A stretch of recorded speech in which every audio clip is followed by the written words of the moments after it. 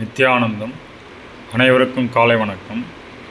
இன்றைய காணொலியில் இந்த 11 டைமென்ஷனை இன்னும் சிம்பிள் ஃபார்மாக எக்ஸ்பிளைன் பண்ணலான்னு பார்க்குறேன்.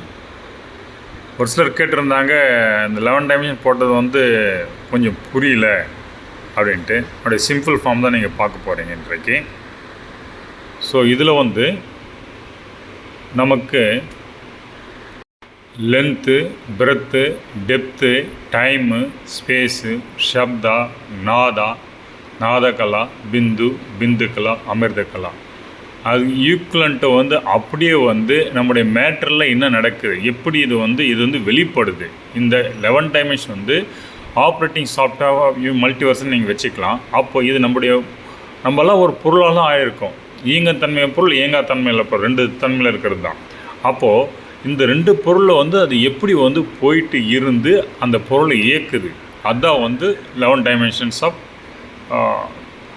ஆப்ரேஷன் அப்படின்னு சொல்லிக்கலாம். ஆப்ரேட்டிங் சாஃப்ட்வேர் ஆஃப் யூனிவர்ஸ்னு சொல்லிக்கலாம், மல்டிவர்ஸ் சொல்லிக்கலாம். அப்போது இந்த லென்த்துன்றது என்ன, இது ஆல்மோஸ்ட் நீங்கள் இந்த 1 டைமென்ஷன் ஸ்ட்ரிங்கு 1 டைமென்ஷனில் லென்த் ஷேப்பாக இருக்கும்.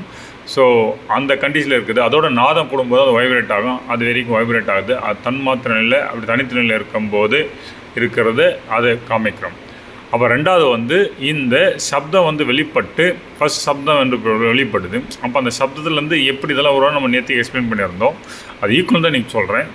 அப்போது இந்த சப்தம் வெளிப்பட்டோடனே அது ஹார்மோனைஸ் இயங்கும்போது நாதா ஃபார்ம் ஆகுது. இந்த நாதம் என்ன பண்ணுதுனாக்கா, இந்த உருவான பார்ட்டிகல்ஸை இந்த ஸ்ட்ரிங்கெல்லாம் வைப்ரேட் ஆகிறதுக்கு அதுதான் சக்தியை கொடுக்குது. மூணாவது டெப்த்து என்னன்னாக்கா, ஒன்ஸ் இந்த லென்த்து பிரெத்து ஃபார்ம் ஆகிடுச்சு. அப்போ ஒன்றுக்கு ஒன்று அது உராய்ந்து கொள்ளும்போது அதில் சப்தம் ஃபார்ம் ஆகுது. அதே சமயத்தில் லைட்டும் உருவாகுது. அப்போ இந்த லைட்டு ஒன்றுக்கு ஒன்று லென்த்து பிரெத்து கிறிஸ்கிராக சவுண்டு ஃபார்ம் ஆகுது. அதுக்கடுத்து லைட்டும் ஃபார்ம் ஆகுது. இந்த இன்டராக்ஷன் தான் லைட் உருவாகிறதுக்கு காரணமாக இருக்குது. அப்போ டெப்த்து 3 டைமென்ஷனல். அப்போ லைட் 3 டைமென்ஷனில் பெனட்ரேட் ஆகும் அப்படின்னு சொல்லியிருக்கோம்.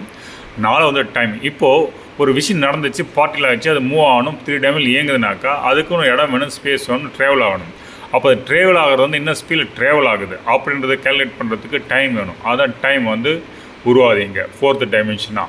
ஸோ இந்த டைம் எதுக்குனாக்கா, இந்த ஸ்பேஸ் நடக்கிற ஈவெண்ட்டெல்லாம் ரெக்கார்ட் பண்ணி அந்த காலப்பில் என்ன நடக்குதுன்னு அப்படி ரெக்கார்ட் பண்ணுறதுக்கு தான் டைம். எவ்வளோ ஃபீல் நடக்குது என்னென்னு ரெக்கார்ட் பண்ணுற டைம். அதுக்கடுத்து ஸ்பேஸு. இந்த space allow everything to dance in it. எல்லா பொருளையும் அதுக்குள்ளே டான்ஸ் ஆடுறதுக்கு ஆல் பண்ணுறது. அதே சமயத்தில் டிஃப்ரெண்ட் ஃப்ளேனில் வச்சுட்டு அதனுடைய கான்சியஸ் லெவல் தகுந்த அது இயக்குது அப்படின்றத பார்க்குறோம். 6 சப்தா லைட் பார்ட்டிகல்ஸை இன்ட்ராக்ட் பண்ணி அது வைப்ரேஷன் கொடுக்குதுன்னு பார்த்துட்டோம். 7 வைப்ரேஷன். எந்த ஒரு பொருளும் வைப்ரேட் ஆனால் அதுக்குன்னு ஒரு நேச்சுரல் ஃப்ரீக்வன்சி அதில் இயங்கணும் அப்படின்னு சொல்லி கொடுத்துருக்கோம். 9 ஃப்ரீக்வன்சி ரிதமெட்டிக் ஆர்டர் ஷேப் வச்சுக்கிறது நேச்சுரல் ஃப்ரீக்வன்சி சொல்லியிருக்கோம்.